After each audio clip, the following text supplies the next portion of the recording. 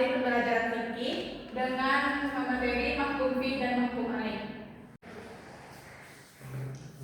Kita masuk yang pertama, yaitu pengertian mahkum fi. Secara bahasa, mahkum fi itu dalam bahasa Arab yaitu al-mahkum fi, yang berarti sesuatu atau perbuatan yang dikenai hukum.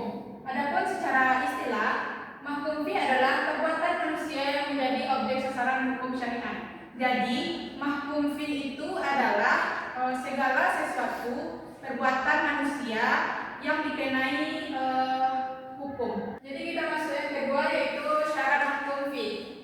Agar suatu perbuatan bisa disebut dengan mahkum fi, itu harus memenuhi dua syarat. Yang pertama, perbuatan itu berasal dari mukallaf atau orang-orang yang terkena kewajiban syariat.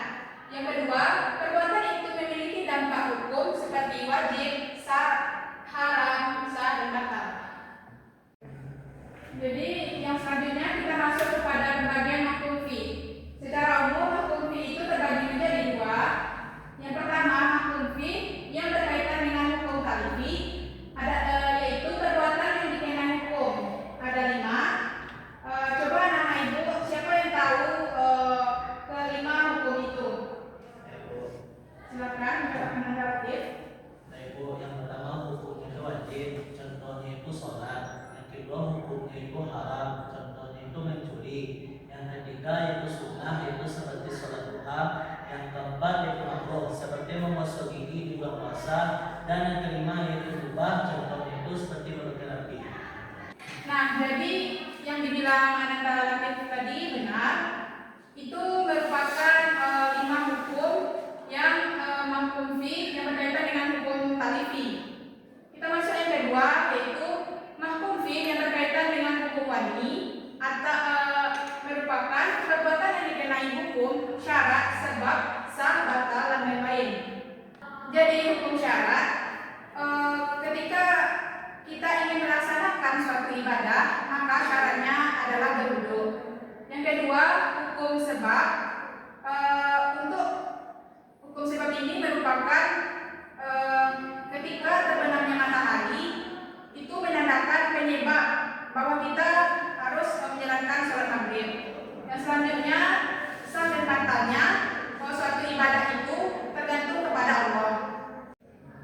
Jadi setelah mengetahui tentang mahkum fi, kita masuk kepada pengertian mahkum alaih. Mahkum alaih itu secara bahasa artinya orang yang dikenai hukum. Selanjutnya secara istilah, mahkum alaih adalah subjek hukum atau orang yang terkena ketentuan syariat terhadap perbuatannya.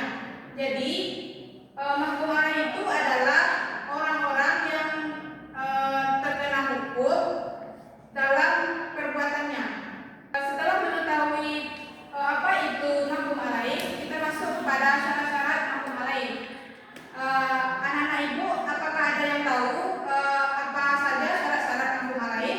Ada, Bu. Silakan Anda Amel. Jadi syarat-syarat mahkum alaih itu ada 3, Bu. Yang pertama yaitu beragama Islam, yang kedua balik berakal, yang ketiga itu telah mampu menerima beban taklifi. Taklifi ini maksudnya itu beban hukum. Ya, jadi apa yang disampaikan Anda Amel tadi benar ya. Syarat mahkum alaih itu ada 3. Yang pertama, beragama Islam.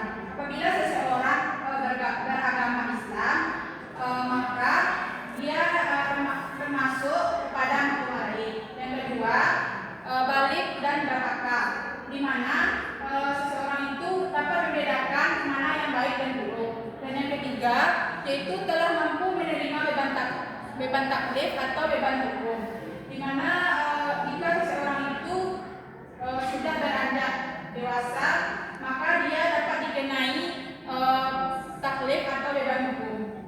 Adapun selanjutnya kita masuk kepada bagian mahkum alaih. Mahkum alaih ini terbagi menjadi 2. Yang pertama, mahkum alaih mukallaf, yaitu orang-orang yang terkena beban hukum secara penuh yang sudah memenuhi syarat. Adapun syarat-syaratnya yaitu balik dan berakal, beragama Islam, serta terkena beban hukum.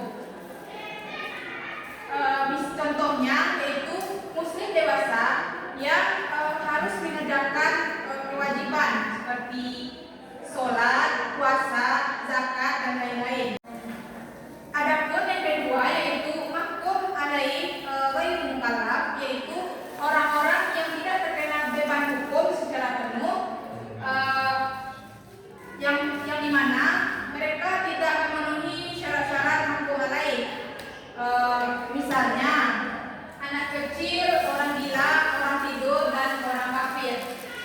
Mereka memang tidak terkena hukum taklifi, akan tetapi mereka bisa dikenai hukum madani, yaitu seperti hukum waris, diat, dan lain-lain.